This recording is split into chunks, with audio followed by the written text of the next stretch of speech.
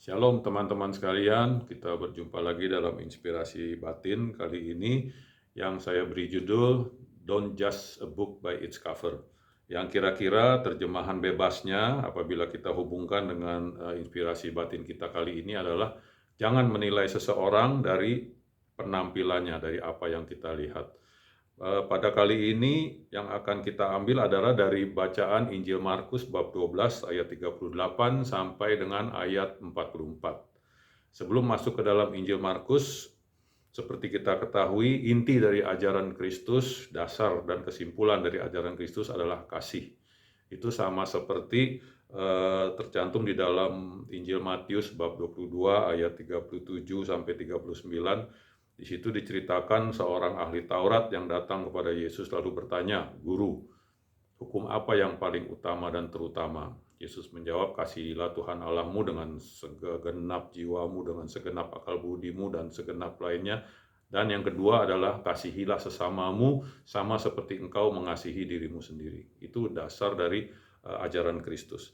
Kemudian kembali lagi ke Injil Markus bab 12 ayat 38 sampai 44. Kalau kita lihat secara umum Injil Markus tersebut kita bisa bagi dalam dua bagian. Jadi bagian yang pertama adalah di mana Yesus mengecam ahli Taurat dan dia berkata pada murid-muridnya, jangan tiru ahli Taurat, karena ahli Taurat itu dia pakai baju panjang-panjang, kemudian ya kelihatannya religius sekali, berdoa panjang-panjang dan sebagainya, tetapi kenyataannya dia merampas rumah janda-janda dan pokoknya tindakannya tidak mencerminkan kasih.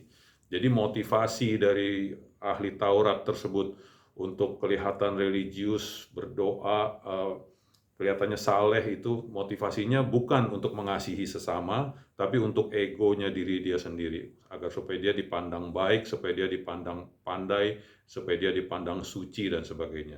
Jadi Yesus melihat motivasinya seperti itu. Motivasinya tidak ada sedikit pun motivasi untuk kasih. Jadi itu yang dikritik oleh Yesus.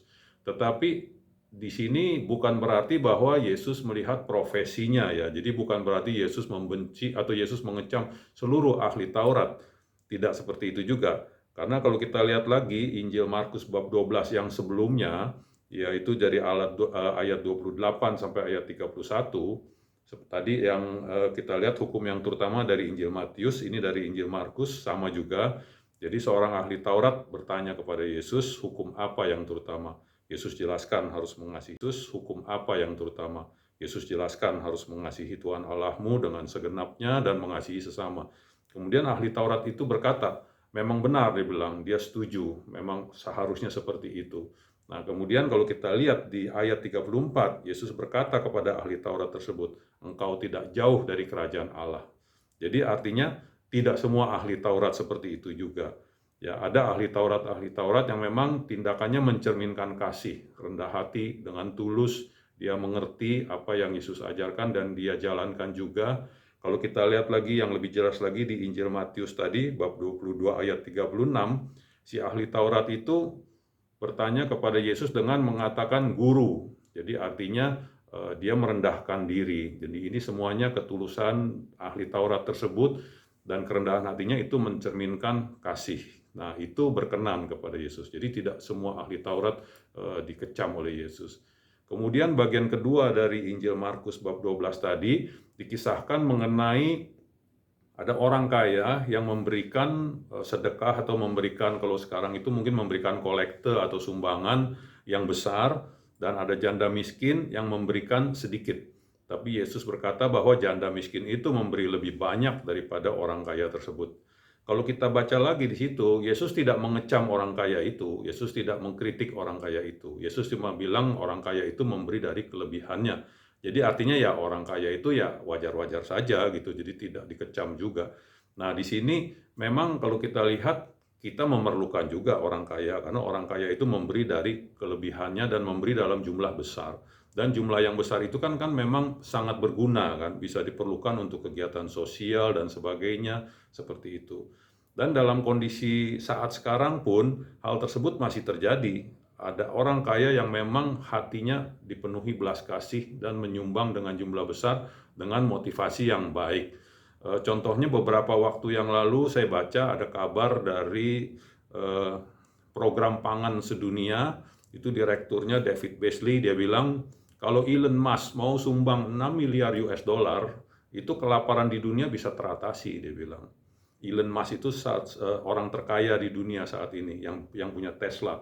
Elon Musk lalu berkata dia akan jual saham dia yang di Tesla senilai 6 miliar dolar dan semua akan dia sumbangkan. Seperti itu. Tapi dia bilang syaratnya, you kasih saya programnya apa supaya tidak disalahgunakan. Jadi artinya di zaman sekarang pun banyak orang-orang kaya yang memang dengan tulus hati, dengan motivasi penuh kasih menyumbangkan hartanya. Itulah sebabnya jangan melihat program pangan sedunia, itu direkturnya David Beasley, dia bilang kalau Elon Musk mau sumbang 6 miliar US dollar, itu kelaparan di dunia bisa teratasi, dia bilang. Elon Musk itu orang terkaya di dunia saat ini yang punya Tesla. Elon Musk lalu berkata dia akan jual saham dia yang di Tesla senilai 6 miliar dolar dan semua akan dia sumbangkan. Seperti itu. Tapi dia bilang syaratnya, you kasih saya programnya apa supaya tidak disalahgunakan. Jadi artinya di zaman sekarang pun banyak orang-orang kaya yang memang dengan tulus hati, dengan motivasi penuh kasih menyumbangkan hartanya. Itulah sebabnya jangan melihat penampilan orang untuk menjudge orang tersebut. Ada juga orang kaya yang baik yang menyumbangkan dengan kasih. Nah, kemudian yang berikutnya mengenai janda miskin tadi. Nah, janda miskin ini dia memberikan, di situ dikatakan dia memberikan seluruh nafkahnya. Nah, kalau kita lihat bahwa janda miskin ini yang dimaksudkan dengan Yesus adalah kesatu mengenai ketulusan hatinya dan kedua mengenai jangan terlalu khawatir gitu. Jadi janda miskin ini dia memberikan seluruh nafkahnya. Artinya kan bahwa kalau dia memberikan seluruh nafkahnya, lalu besok mau makan apa? Lusa mau makan apa? Harus hidupnya nanti bagaimana? Seluruh nafkahnya sudah diberikan. Cuman kelihatannya janda miskin ini kan tidak melakukan pemberian seluruh nafkahnya hanya sekali saja, mungkin setiap minggu dia lakukan itu, dan ternyata dia oke-oke saja, dia masih tetap bisa makan, dia tetap masih bisa hidup, masih tetap bisa beraktivitas. Jadi intinya di sini adalah dari kisah yang janda miskin ini, Yesus ingin memberitahu kita bahwa kalaupun kita memberi dengan tulus seberapapun itu, dengan tulus dan dengan penuh kasih, tidak perlu kita khawatir akan apa yang akan kita berikan tersebut. Apakah akan mengurangi jatah kita, apakah kita akan berkesusahan nantinya, tidak akan seperti itu. Terbukti dari janda miskin itu, walaupun memberikan seluruh nafkahnya, tetap dia bisa hidup dengan baik-baik saja.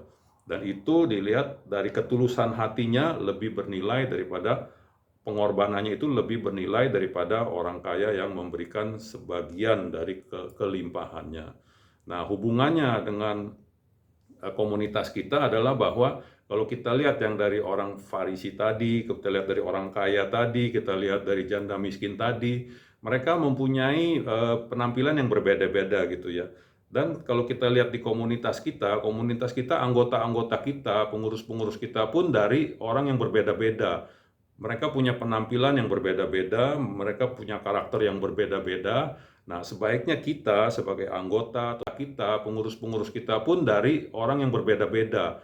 Mereka punya penampilan yang berbeda-beda, mereka punya karakter yang berbeda-beda. Nah, sebaiknya kita sebagai anggota atau sebagai pengurus, janganlah menilai seseorang itu atau janganlah menilai kawan kita dari penampilannya saja. Karena dia penampilannya, wah, oh dia pasti orangnya sombong dan sebagainya. Tidak seperti itu.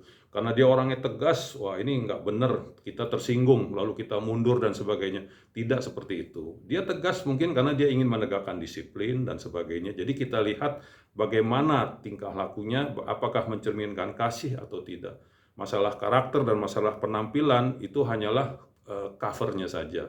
Seperti itu. Dan apabila ada beberapa dari anggota kita seperti itu, bagaimana tugas kita? Apakah kita mengucilkan atau sebagainya? Tidak seperti itu. Karena kita lihat di dalam Mars KKT juga dikatakan kita harus saling membantu, kita harus saling menguatkan satu sama lain. Seperti itu. Saya rasa sekian dulu inspirasi batin dari kami. Semoga dapat membantu. Terima kasih.